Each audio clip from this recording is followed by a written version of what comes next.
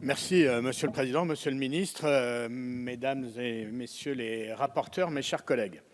Bon, nous abordons ici les moyens alloués à la mission cohésion des territoires, une mission qui est essentielle pour des champs d'intervention souvent constitutifs de la dignité humaine et figurant au premier rang des préoccupations des Françaises et des Français. Il y aurait donc beaucoup à dire sur les volets que regroupe cette mission.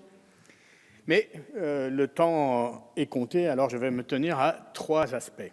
D'abord, on a coutume de dire, et on a raison, que la loi de finances, c'est la loi vérité sur une politique et sur des choix. On peut parler beaucoup, écrire beaucoup, faire des plans de com chiadés. C'est le budget qui dit la vérité d'une politique et des choix qui sont faits. Or, le logement, et la mission d'une manière générale, et le logement en particulier, est à nouveau le grand sacrifié de cette loi de finances. Elle est, cette année encore, l'un des principaux postes d'économie du budget de la nation. Plus de 3 milliards d'euros de réduction de crédit depuis le début du quinquennat. Le logement aura été le grand sacrifié budgétaire depuis que vous êtes arrivé au pouvoir. Mais comment justifier de telles décisions quand la crise du logement est à son paroxysme ? Près de 15 millions de nos concitoyens sont mal logés selon les derniers chiffres de la Fondation Abbé Pierre. Et le logement est la principale cause de la dégradation du pouvoir d'achat des ménages. Et ce n'est pas moi ici qui vais rappeler à quel point la question du pouvoir d'achat est au premier rang des préoccupations des Français. Et n'était pas pour rien dans le mouvement qui a secoué notre pays ces derniers mois. Donc, cette situation n'est pas digne de la sixième puissance économique mondiale. Les drames se succèdent et vos annonces régulières concernant ici la politique de la ville ou la lutte contre l'habitat indigne seront malheureusement, et quelle qu'en soit la sincérité du propos, des paroles vaines tant qu'elles ne se traduiront pas par des choix budgétaires qui diront une politique véritablement volontariste. Par exemple, et c'est le deuxième point de mon intervention, votre réforme des APL. La contemporanéisation, que vous présentez comme une avancée majeure et de justice sociale, est un véritable tour de passe-passe sur le dos des plus modestes de nos concitoyens. Qui peut croire qu'une économie de 1,4 milliard d'euros sur les APL sera favorable à ses bénéficiaires ? Bien que la baisse des APL de 5 € ait été qualifiée en son temps, je le rappelle, de conneries sans nom, je le cite, par le président de la République, de mesures pas intelligentes par le Premier ministre, vous persévérez à vouloir raboter encore et toujours plus les APL. Pour reprendre une formule de l'immense romancier brésilien Paulo Coelho, je le cite, « Une erreur constamment répétée, ce n'est plus une erreur, c'est un choix ». Votre choix est donc clair.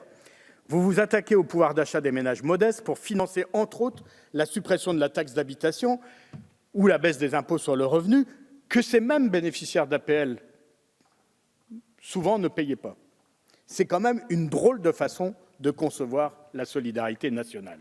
Les APL sont vitales aux 6,5 millions de ménages qui en bénéficient.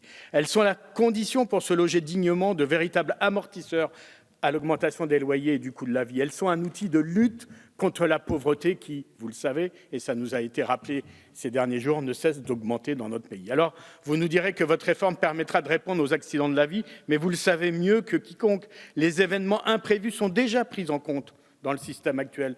Perte d'emploi, arrivée d'un enfant, départ à la retraite, divorce, une réactualisation des allocations est possible le mois suivant la déclaration faite à la CAF. La vérité est plus prosaïque, c'est celle révélée dans une étude de la Caisse nationale des allocations familiales cet été. 1,2 million de personnes perdront en moyenne 1 000 € par an de ressources et 600 000 se verront couper leurs allocations. Se loger dignement coûtera donc encore plus cher pour les plus pauvres de notre pays, dont on sait qu'ils sont trop souvent la proie des marchands de sommeil. Et c'est le troisième point de mon intervention. 1 an, jour pour jour, après le drame de la rue d'Aubagne, la lutte contre l'habitat indigne est une impérieuse nécessité. Nous pouvons certes nous féliciter que nous ayons travaillé ensemble, que certaines dispositions de la loi Elan aient contribué à fournir des outils. Je ne vais pas les énumérer, on les a tous ici à l'esprit. Ce n'est pourtant pas suffisant. Cette lutte nécessite des moyens que la mission ne réunira pas encore cette année. Je le regrette d'autant plus qu'en avril dernier, je présentais une proposition de loi intitulée « Renforcer la lutte contre le logement indigne » et je traduisait dans une loi les propositions de la Fondation Abbé Pierre, se fixer un plan à 10 ans pour éradiquer les 600 000 logements insalubres de notre pays. C'est possible avec des règlements, certes, avec des lois, certes, mais surtout avec un budget qui permette de le faire. J'avais des propositions précises en ce sens qui n'ont pas malheureusement retenu l'attention de votre majorité.